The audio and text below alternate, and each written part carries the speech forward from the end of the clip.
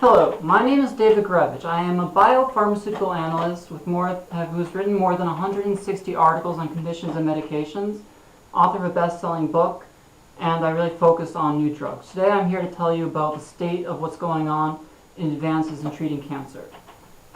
The treatment of cancer started with the realization that certain agents were highly toxic, specifically to dividing cells, especially some types of poisonous gas. We noticed that these people exposed to the poisonous gas, they suffered immune depletion. So we thought, hey, wait a second, what if we administer this poisonous gas to people who are suffering from a cancer where their immune cells are growing too fast? So we did that. And really exploring that idea, we developed the chemotherapeutics, the first wave of chemotherapeutics. And the first wave of chemotherapeutics principally target dividing cells, rapidly dividing cells. So on the one hand, this was a huge step forward. We were finally starting to make some progress in the treatment of cancer. On the other hand, it had significant side effects. Think about it. A drug that non-selectively targets rapidly dividing cells is not just going to affect cancer. It's also going to affect cells throughout your whole body, pretty much, especially the ones that are growing fast. And so that's why a lot of the chemotherapeutics we initially used also have serious side effects like hair falling out, and neuropathy, and a lot of other problems. So we started off with very non-targeted, very non-specific treatments. I think the second wave is kind of more targeted. We really started to, as we started to develop an increased understanding of the molecular basis of cancer, and specifically the different types of cancer, we were better able to target it. I mean, first we also kind of optimized the the first wave of chemotherapeutics, carefully playing around with different doses, different combinations, not just one drug. We developed, kind of combination chemotherapeutics approach, and then we really went into the more advanced understanding of some of the molecular basis. So I think the second wave kind of led to the development of drugs like tamoxifen, where tamoxifen is a SERM, a selective estrogen receptor modulator. It's used in the treatment of certain types of breast cancer. And what it does is it kind of inhibits the effects of estrogen in the breast while actually acting as an estrogen unwanted. This is what we were looking for, but it does act as an estrogen in other parts of the body. So we started to develop treatments that were kind of more targeted towards specific cancers, kind of hormonal-based therapeutics. And so we had the first wave, which was just non-discriminate kind of targeting of every kind of rapidly dividing cell. Then we kind of had the more specific, perhaps hormonally linked treatments, which were significantly more sophisticated and more targeted. Now we're really entering the third wave. The third wave has a few main areas. Increased specificity.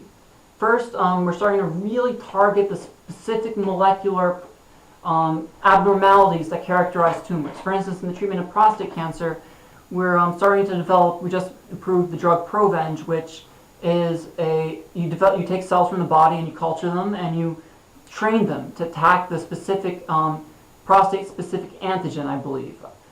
So what you're doing is you're kind of targeting specific molecules that are specifically associated with the type of cancer. Are Herceptin, a monoclonal antibody to HER2 positive breast cancers, I think, breast cells, and specifically to that type of. So we're really starting to target molecules specifically overexpressed or that are associated with the cancer. And there's really the monoclonal antibody approach, and that's where we develop a monoclonal antibody that targets a specific cancer-associated product. So that's trastuzumab and a few others. I mean, I would like to mention there's also Avastin, and my mind's kind of ipilimumab. So these antibodies target the specific molecule associated with the drug, with the cancer. That's one area. Another area, angiogenesis. Angiogenesis is one of the hottest topics in the treatment of cancer. It's very, very hot. The idea is simple, and it's really kind of genius. It's the genius that Dr. Volkmann Dr. Folkman kind of developed that cancers need blood. They need to develop vasculature to grow and to develop and to metastasize. The fact is, if you can theoretically knock out the blood supply, you can knock out the cancer. This led to the anti-angiogenesis theory, and that we're really hoping for drugs that work well in treating that. The fact is, no anti-angiogenesis treatment has been a smash hit or really that much of a breakthrough yet.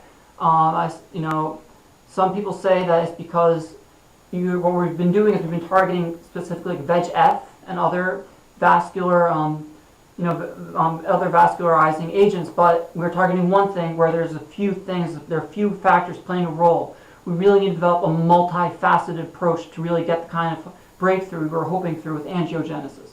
So you got the antibodies to the specific molecular targets, you got the angiogenesis inhibition, and then finally, this is a very, very hot topic, a very hot area, is the tyrosine kinase inhibitors. What really brought the tyrosine kinase inhibition into the field where it is, into the area, the mindscape of the world, is Gleevec. Gleevec is a phenomenal breakthrough in the treatment of CML. I'm kind of ducking out because I'm definitely not going to pronounce it correctly, but in this cancer, Gleevec was really amazing. We're talking about one of the trials, if I recall correctly, everyone who was given Gleevec, except for one person, had some kind of positive response. Now, of course, Gleevec really was a great drug. It inhibits BCR-ABL, which is a fusion product specific to this type of cancer. And since that makes it really specific, it's targeting something that really is occurring with the cancer, it inhibits it, it really helps. Unfortunately, sometimes the cancer develops resistance. There are a bunch of mechanisms we discussed in my pharmacology class that it can do so. Mutations, we specifically discussed the drug, but also it might not be the best treatment always. So anywho, the tyrosine kinase inhibitors, Gleevec, Tarceva, erlotinib, Sutent, these are all tyrosine kinase inhibitors, and they all, on the one hand, lepidinib. Now, on the one hand, there's a lot of excitement and a lot of promise for the tyrosine kinase inhibitors. At the same time, we're not always getting the exactly promising results we hope for. We're starting to see that the tyrosine kinase inhibitors very often need to be targeted to a specific genetic subtype. For instance, erlotinib, I believe, and I'm really reaching back in my mind here, but I'm pretty sure that erlotinib works best in certain populations. I think, there's certain mutations that really predict the response. So we're getting more and more targeted. We got the antibodies, which target cancer-specific molecules. We've got the anti-angiogenesis factors trying to cut off the blood supply. We've got the tyrosine kinase inhibitors. So there's really three main areas. Those are the three main classes, I would say. Now there's also more. There's targeting other cancer-specific abnormalities like the PARP inhibitors. Like for instance, that it might be a potential in the treatment of breast cancer. There's so much exciting stuff going on in the field of cancer. It's really interesting. Again, and I hope I cleared up some of the issues. Again, this is all off the top of my head, to be honest, so don't take what I'm saying as always. So check everything I said, but I think it's pretty much accurate. Again, I'm David Gurevich, 160 articles, best-selling author, specializing in new drugs, and I hope that helps. Thank you very much.